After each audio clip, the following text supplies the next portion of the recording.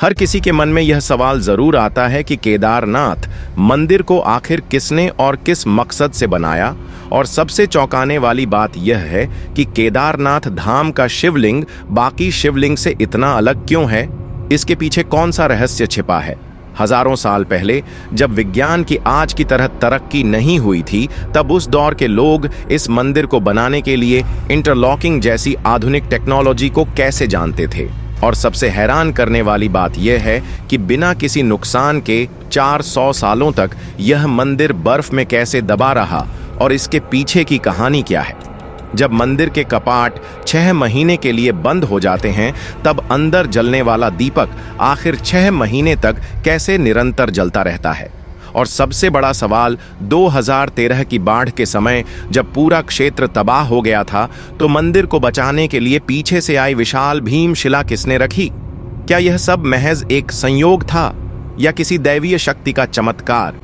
इन सभी रहस्यमय घटनाओं का जवाब ढूंढने के लिए हमारे साथ बने रहिए, क्योंकि इस डॉक्यूमेंट्री में हम आपको केदारनाथ धाम के अनसुने रहस्य आपको बताएंगे। यह वह रहस्य है जिनका जवाब शायद आज भी विज्ञान के पास नहीं है। भारत के उत्तराखंड में बसा केदारनाथ धाम केवल एक मंदिर नहीं, बल्कि आस्था, रहस्य और चमत्कारों का अद्भुत संगम है। हिमालय की ऊंचाइयों में 12 ज्योतिर्लिंगों में से एक यह पवित्र स्थल सदियों से भक्तों को अपनी ओर खींचता आया है। पर क्या आप जानते हैं कि इस मंदिर के हर पत्थर के पीछे है अनगिनत कहानियां, जो केवल आस्था ही नहीं बल्कि चमत्कारों और विज्ञान से भी जुड़ी हैं।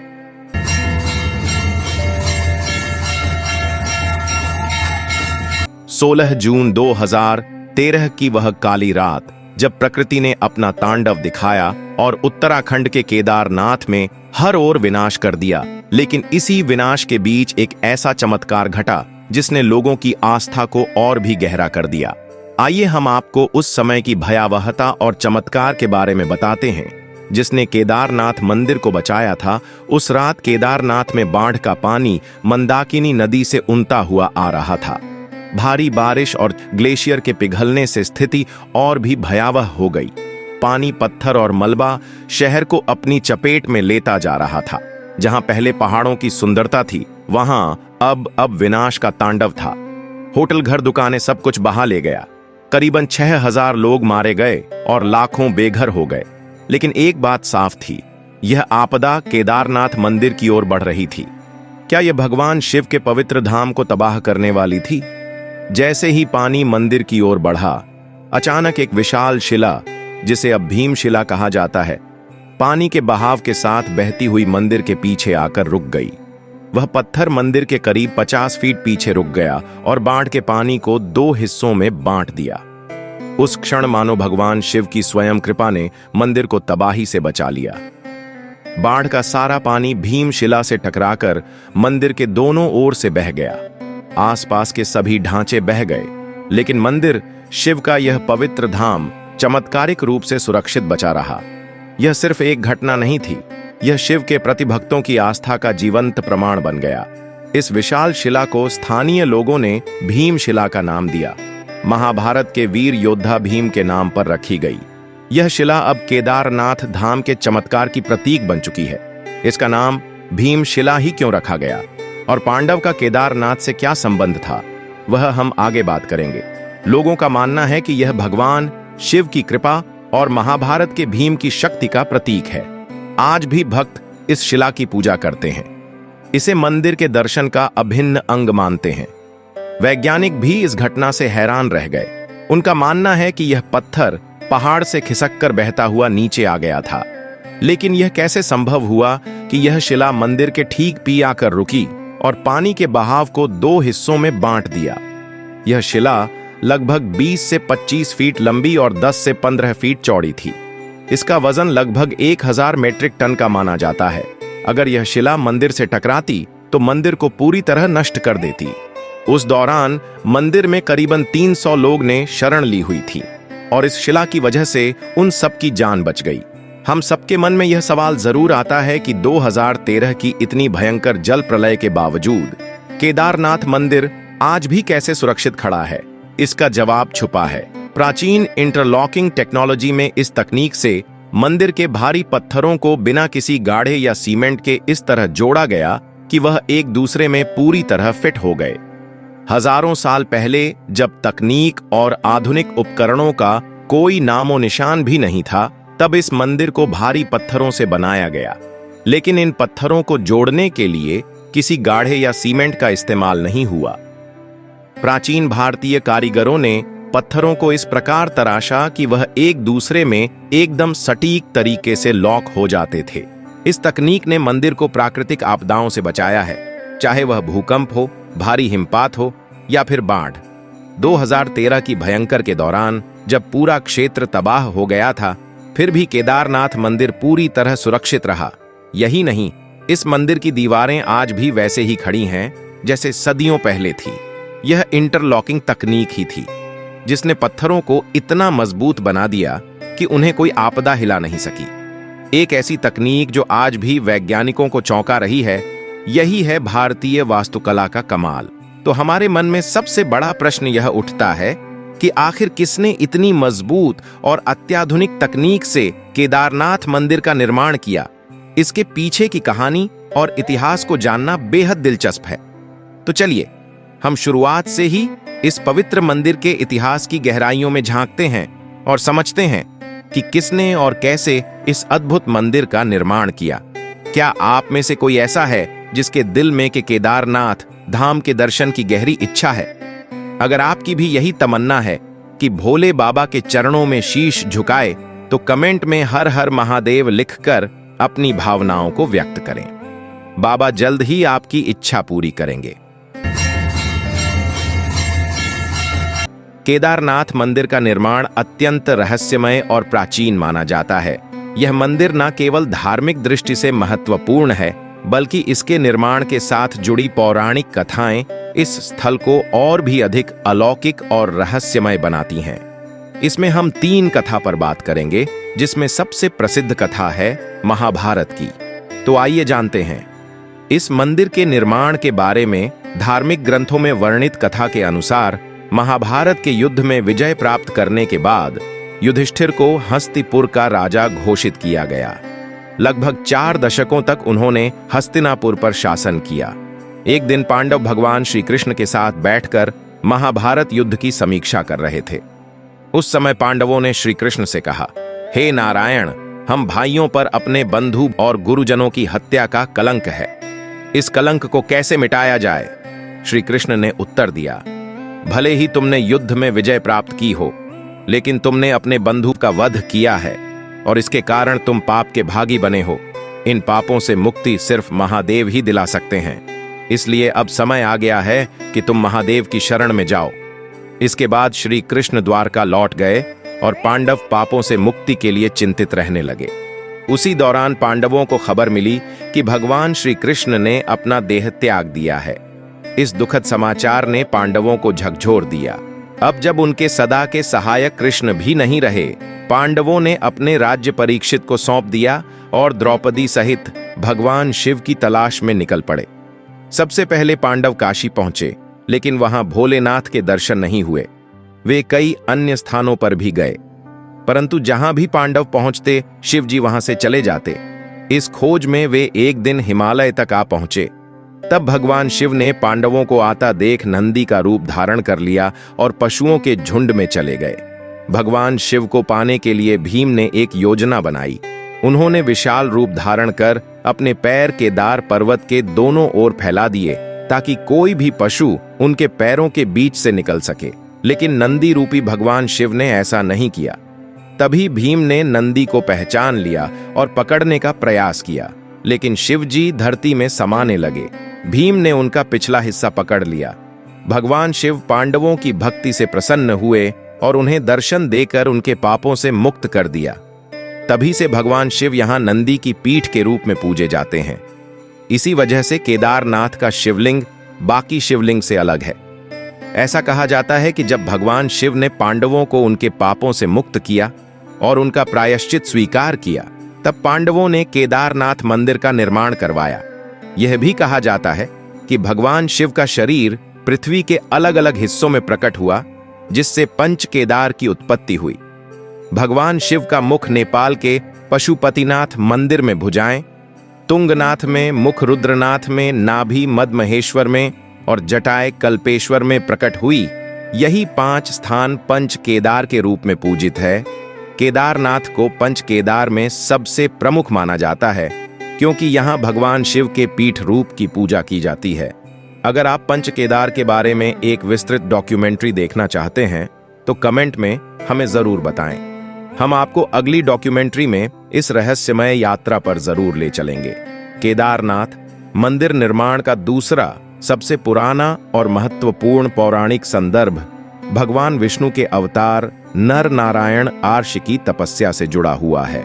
शिव पुराण की कोटि रुद्र संहिता में उल्लेख है कि बद्री वन में भगवान विष्णु के अवतार नर नारायण पार्थिव शिवलिंग बनाकर उनकी पूजा करते थे।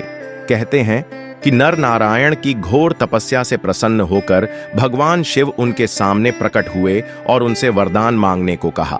नर नारायण ने भगवान शिव से प्रार्थना की कि वे इस पवित्र स्थान पर सदैव ज्योतिर्लिंग के रूप में निवास करें ताकि सभी भक्त उन्हें साक्षात देख सके। भगवान शिव ने यह वरदान स्वीकार किया और तब से यहाँ उनकी पूजा ज्योतिर्लिंग के रूप में होती है। इस कथा के अनुसार केदारनाथ का ज्योतिर्लिंग भगवान शिव का एक महत्वपूर्ण रूप है जो नर नारायण की तपस के कारण स्थापित हुआ। यह स्थान शिव और विष्णु की अद्वितीय एकता का प्रतीक है, जहां शिव जी केदारनाथ में ज्योतिर्लिंग के रूप में और विष्णु जी बद्रीनाथ धाम में विराजमान हैं। कहा जाता है कि 8वीं शताब्दी में आदि शंकराचार्य ने केदारनाथ मंदिर का पुनर्निर्माण करवाया और हिंदू धर्म के पुनर्जागरण में महत्वपूर्ण भूमिका निभाई। उन्होंने केदारनाथ मंदिर में ज्योतिर्लिंग की स्थापना की और इस मंदिर को एक प्रमुख तीर्थ स्थल के रूप में स्थापित किया। आदि शंकराचार्य ने केदारनाथ में अपने अंतिम दिन बिताए और यहीं पर उन्होंने मोक्ष प्राप्त किया।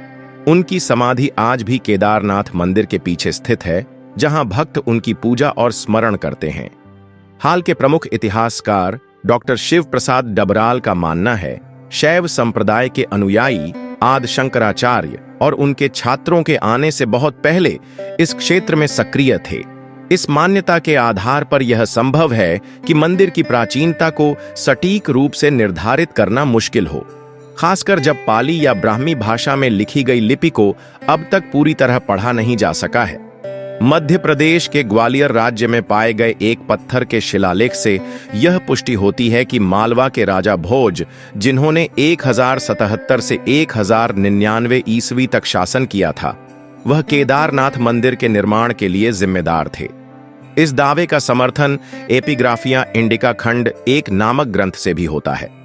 यह शिलालेख एक महत्वपूर्ण प्रमाण है जो राजा भोज के समय के दौरान मंदिर के निर्माण का संकेत देता है। साल 18 के अनुसार केदारनाथ मंदिर का एक बड़ा हिस्सा पत्थर से निर्मित है, जिसमें सोने का मलम्मा चढ़ा हुआ एक टॉवर गर्भगृह की छत पर मौजूद है। मंदिर के सामने पंडों के पक्के मकान तीर्थ यात्रियों के ठहरने के लिए हैं, जबकि पुजारी या पुरोहित भवन के दक्षिणी ओर रहते हैं। इस विवरण के अनुसार मंदिर का वर्तमान ढांचा अपेक्षाकृत नया है, जबकि पुराना भवन गिरकर नष्ट हो चुका था। आपको क्या लगता है, केदारनाथ मंदिर कितने साल पुराना हो सकता है और इसका निर्माण किसने करवाया होगा? आपकी राय कमेंट करके हमें जरूर बताएं, ताकि आपके तर्क और विचार भी लोग देख सकें। अब हम आपको एक ऐसे अध्याय में लेकर जा रहे हैं जो आपको हैरान कर देगा। यह केदारनाथ धाम के इतिहास का वह हिस्सा है जब यह भव्य मंदिर 400 साल तक बर्फ में दबा रहा और फिर भी सुरक्षित बचा रहा। यह कैसे संभव हुआ? क्या यह भगवान शिव की कृपा थी या प्रकृति के अद्भुत विज्ञान का चमत्कार? इस रहस्य को समझने के लिए हमें इतिहास के पन्नों में और गहरे उतरना होगा। ऐसा कहा जाता है कि 13वीं से 17वीं शताब्दी तक केदारनाथ मंदिर लगभग 400 वर्षों तक बर्फ की मोटी परत के नीचे दबा रहा। इसे छोटा युग भी कहा जाता है, जब हिमालय में ग्लेशियरों का विस्तार इतना बढ़ गया था कि केदारनाथ धाम जैसे बड़े क्षेत्र पूरी तरह बर्फ में समा गए। लेकिन सबसे चौंकाने वाली बात यह है कि इतने वर्षों तक बर्फ के नीचे दबे रहने के बावजूद मंदिर की संरचना को कोई गंभीर नुकसान नहीं पहुंचा। देहरादून स्थित Wadia institute of Himalayan geology के वैज्ञानिकों ने इस रहस्य पर अध्ययन किया। वैज्ञानिक विजय जोशी के नेतृत्व में इस क्षेत्र की गहन जांच की गई और यह पाया गया कि मंदिर की दीवारों और पत्थरों पर आज भी बर्फ के दबाव और हिमनदीय गतिविधियों के निशान साफ देखे जा सकते हैं। लेकिन जो सबसे खास बात सामने आई वह थी मंदिर की पत्थरों की लुमिनस डेटिंग, जिससे यह प्रमाणित हुआ कि मंदिर उस दौर में बर्फ के नीचे दबा रहा। तो क्या यह केवल स्थापत्य कौशल था या कोई और रहस्यमय शक्ति? केदारनाथ मंदिर की मजबूत संरचना ने इसे बर्फ के नीचे दबने के बावजूद पूरी तरह से सुरक्षित रखा। मंदिर का निर्माण विशाल पत्थरों से हुआ है, जिन्हें इंटरलॉकिंग तकनीक से जोड़ा गया है। बिना सीमेंट के इन पत्थरों की आपस में जकड़ इतनी मजबूत थी कि बर्फ का भारी दबाव भी इसे हिला नहीं सका।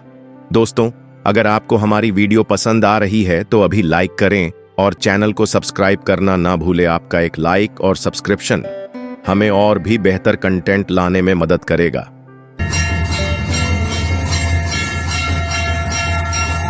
अब हम आपको एक ऐसे रहस्य से परिचित कराने जा रहे हैं जिसने आधुनिक वैज्ञानिकों को भी हैरान कर दिया है। केदारनाथ और रामेश्वरम के बीच का गहरा जियो-इकल अलाइनमेंट। यह वाकई एक चौंकाने वाली बात है। सोचिए, यह दोनों मंदिर एक सीधी रेखा में कैसे हो सकते हैं, जबकि यह हजारों किलोमीटर दूर है। जब आप इस रहस्य के बारे में जानेंगे तो हैरान रह जाएंगे। यह प्राचीन भारतीय ज्ञान और वास्तुकला का एक अद्भुत उदाहरण है, जिसे आज की आधुनिक दुनिया में समझना कठिन है। क्या आपने कभी सोचा है कि केदारनाथ और रामेश्वरम जैसे मंदिर कैसे एक ही रेखा पर हो सकते हैं? यह रहस्य न सिर्फ श्रद्धालुओं को बल्कि वैज्ञानिकों को भी हैरान कर चुका है। उत्तराखंड के केदारनाथ और दक्षिण भारत के रामेश्वरम ज्योतिर्लिंग 79 डिग्री देशांतर रेखा पर स्थित है। लेकिन यही नहीं, इनके बीच 5 और शिव मंदिर हैं जो सृष्टि के पंच तत्वों जल, वायु, अग्नि, आकाश और धरती का प्रतिनिधित्व करते हैं। अब सोचिए, हजारों साल पहले जब उपग्रह तकनीक या जीपीएस जैसी कोई आधुनिक तकनीक नहीं थी, तब भी हमारे प्राचीन वास्तुकार ने इतनी सटीकता से इन मंदिरों को एक सीध रेखा में कैसे स्थापित किया। यह जानकर हैरानी होती है कि केदारनाथ और रामेश्वरम के बीच 2383 किलोमीटर की दूरी है और इन 7 मंदिरों का एक ही रेखा में होना महज संयोग नहीं हो सकता। इन मंदिरों की स्थापना 1500 से 2000 साल पहले हुई थी और वैज्ञानिक दृष्टिकोण से यह एक अद्भुत ज्योमेट्रिक अलाइनमेंट का हिस्सा है। यह सिर्फ धार्मिक नहीं बल्कि ब्रह्मांडी संतुलन की भी एक झलक देता है। यह इस बात का प्रमाण है कि हमारे पूर्वजों के पास गहरे वास्तुकला और भूगोल का ज्ञान था। अब आइए इस अद्भुत 79 डिग्री देशांतर रेखा के बारे में बात करें। इस रेखा पर केदारनाथ और रामेश्वरम के बीच 5 और महत्वपूर्ण मंदिर स्थित हैं। कालेश्वर श्री कालाहस्ती, एकम्बरेश्वर, अरुणाचलेश्वर और चिदंबरम मंदिर। यह सोचने पर मजबूर कर देता है कि कैसे प्राचीन वास्तुकार ने बिना किसी आधुनिक तकनीक के यह सब किया। उज्जैन के महर्षि पाणिनि संस्कृत विश्वविद्यालय के प्रोफेसर डॉक्टर उपेंद्र भार्गव का भी यही कहना है। यह तथ्य सही कि यह मंदिर 79 डिग्री देशांतर पर स्थित है। हालांकि इनकी स्थापना अलग अलग समय पर हुई, इसलिए यह कहना कठिन है कि इन्हें किसी विशेष जियोमेट्रिकल अलाइनमेंट के तहत बनाया गया था। लेकिन एक बात निश्चित है, इन मंदिरों की स्थापना में अक्षांश और देशांतर का पूरा ध्यान रखा गया था और वास्तु सिद्धांतों का सटीक पालन किया गया है। यह रहस्य आज भी बना हुआ है, जो हम प्राचीन भारतीय ज्ञान और विज्ञान की गहराई से रूबरू कराता है। ऐसे में क्या आप भी सोच रहे हैं कि यह सब कैसे संभव हुआ? क्या यह महज संयोग है या प्राचीन ज्ञान का कोई अदृश्य सूत्र? यह सवाल हम सभी को सोचने पर मजबूर करता है। क्या आपको पता है कि विमान का कॉन्सेप्ट प्राचीन भारतीय शास्त्रों में मिलता है और आज भी लोग इसका उपयोग करते हैं? अगर आपको भी ऐसी प्राचीन भारतीय टेक्नोलॉजी के बारे में पता है तो कमेंट में जरूर बताएं। इससे दूसरे लोग भी हमारी प्राचीन तकनीक के बारे में जान सकेंगे। चलो अब हम केदारनाथ के उस रहस्य की बात करते हैं जो सालों से भक्तों और वैज्ञानिकों को हैरान कर रहा है। हर साल जब केदारनाथ मंदिर के कपाट सर्दियों में बंद हो जाते हैं, तो मंदिर के अंदर जलने वाला दीपक अगले 6 महीने तक बिना बुझा रहता है। यह कैसे संभव है जबकि कोई भी व्यक्ति वहां मौजूद नहीं होता? और इतना ही नहीं, जब मंदिर के कपाट बंद होते हैं तो सवाल यह उठता है कि इस दौरान शिवलिंग की पूजा कौन करता है? मंदिर के कपाट बंद होने के बाद यह रहस्यमय घटनाएं आज भी लोगों के लिए एक गहरे आश्चर्य का विषय है, जिसे ना तो पूरी तरह से समझा जा सका है और ना ही वैज्ञानिक इसका कोई ठोस प्रमाण दे पाए हैं। हर साल सर्दियों में भाई दूज के बाद जब बर्फ की सफेद चादर हिमालय पर फैल जाती है और इंसानों की पहुंच इस ऊंचाई तक नामुमकिन हो जाती है, तब केदारनाथ के कपाट बंद कर दिए जाते हैं। करीब 6 महीने तक यह मंदिर बंद रहता है। पौराणिक कथाओं के अनुसार जब सर्दियों के दौरान केदारनाथ मंदिर के कपाट बंद होते हैं, तब देवता और गंधर्व यहां आकर भगवान शिव की पूजा करते हैं। यह माना जाता है कि जब मंदिर में आम लोगों की पूजा बंद हो जाती है, तब भगवान शिव देवताओं और गंधर्व के साथ यहां निवास करते हैं। जब मंदिर के कपाट बंद किए जाते हैं, तब मंदिर के अंदर एक दीपक जलाया जाता है। यह दीपक बिना किसी देख रेख के पूरे 6 महीने तक अविरत जलता रहता है और जब कपाट फिर से खोले जाते हैं, तब यह दीपक जलता हुआ मिलता है, जैसे मानो उस जगह पर शिव की दिव्यता कभी भी नहीं बुझती। क्या यह सच में किसी चमत्कार से कम है? एक ऐसा दीपक जो इंसानों की अनुपस्थिति में भी लगातार जलता रहता है, और वह भी महीनों तक। इस रहस्यमय घटना ने भक्तों के दिलों में गहरा विश्वास पैदा किया है। लिए यह इस बात का प्रमाण है कि भगवान शिव की स्थिति यहाँ हर समय बनी रहती है, और जब इंसान दूर होते हैं तब भी यह धाम खाली नहीं होता, क्योंकि देवताओं का आगमन होता है। वैज्ञानिक दृष्टिकोण से 6 महीने तक जलने वाला दीपक और मंदिर की स्वच्छता अभी भी एक रहस्य है। कैसे संभव है कि इतने लंबे समय तक कोई दीपक बिना किसी बाहरी मदद के जलता रहे और कपाट खुलने के बाद मंदिर की सफाई और व्यवस्था ज्यों की त्यों मिलती है, मानो कोई वहां नियमित पूजा करता रहा हो? वैज्ञानिक अभी भी इस घटना को पूरी तरह से समझने में असमर्थ है। कपाट बंद होने के दौरान भगवान शिव की प्रतिमा और मंदिर से जुड़े धार्मिक प्रतीक, जिन्हें दंडी कहा जाता है, को विशेष सम्मान के साथ खी मठ ले जाया जाता है। खी मठ उत्तराखंड का एक पवित्र स्थल है, जहां भगवान केदारनाथ के विग्रह को सर्दियों के दौरान सुरक्षित रखा जाता है। वहां भगवान शिव की पूजा 6 महीने तक नियमित रूप से जारी रहती है। खी मठ वह स्थान है जहां मंदाकिनी और अलकनंदा नदियां मिलती हैं, और इसे केदारनाथ के शीतकालीन धाम के रूप में जाना जाता है। मंदिर के मुख्य पुजारी और अन्य पुरोहित सम्मान भगवान शिव की प्रतिमा को लेकर पहाड़ के नीचे ऊखी मठ जाते हैं। यह प्रक्रिया विशेष मंत्रोच्चारण और अनुष्ठानों के साथ की जाती है। केदारनाथ मंदिर की पूजा व्यवस्था बहुत ही विशेष और प्राचीन परंपराओं से जुड़ी हुई है। इस मंदिर में पूजा का संचालन विशेष रूप से कर्नाटक के वीरा शैव जंगम समुदाय के पुजारियों द्वारा किया जाता है, जिन्हें रावल कहा जाता है। रावल पुजारी यहाँ के मुख्य पुजारी होते हैं और भगवान शिव के सभी अनुष्ठानों का संचालन करते हैं। यह परंपरा सदियों पुरानी और पीढ़ी दर पीढ़ी चली आ रही है। रावल पुजारी कर्नाटक के इसी समुदाय से चुने जाते हैं और उनके परिवार के लोग ही इस विशेष भूमिका को निभाते हैं। खास बात यह है कि केदारनाथ मंदिर के सभी प्रमुख अनुष्ठान कन्नड़ भाषा में ही संपन्न होते हैं। यह परंपरा प्राचीन काल से चली आ रही है और आज भी इसका पूरी श्रद्धा और विधि से पालन किया जाता है। पुराणों में एक और रहस्य बताया गया है कि एक दिन केदारनाथ और बद्रीनाथ लुप्त हो जाएंगे। माना जाता है कि जब नर और नारायण पर्वत आपस में मिल जाएंगे, तब इन दोनों धामों का मार्ग पूरी तरह बंद हो जाएगा और भक्त इन धामों के दर्शन नहीं कर पाएंगे। इसके बाद भविष्य में भविष्य बद्री और भविष्य केदार नामक नए तीर्थ स्थलों का उद्गम होगा। यह भविष्यवाणी हिंदू धर्म ग्रंथों में वर्णित है और इसे एक दिव्य संकेत के रूप में देखा जाता है। धार्मिक मान्यताओं के अनुसार यह घटना आने वाले युगों में घटित होगी और इससे भक्तों को नए तीर्थ स्थलों के दर्शन करने का अवसर मिलेगा। तो यह था केदारनाथ मंदिर का वह रहस्य, भीमशिला का चमत्कार, मंदिर का अलौकिक निर्माण, 400 साल तक बर्फ में दबे रहना, देवताओं और गंधर्व की पूजा, 6 महीने तक अविर जलने वाला दीपक और भक्तों की अटूट आस्था। यह सब सिर्फ एक धार्मिक कथा नहीं है, बल्कि उस अलौकिक शक्ति का प्रतीक है जो भगवान शिव के इस पवित्र धाम को अनंत काल तक पावन बनाए रखती है। यह मंदिर हमें एक और वैज्ञानिक रहस्यों से हैरान करता है, तो दूसरी ओर हमारी आस्था को और भी मजबूत बनाता है। अगर आपको यह डॉक्यूमेंट्री पसंद आई हो तो हमें कमेंट में अपना फीडबैक जरूर बताएं।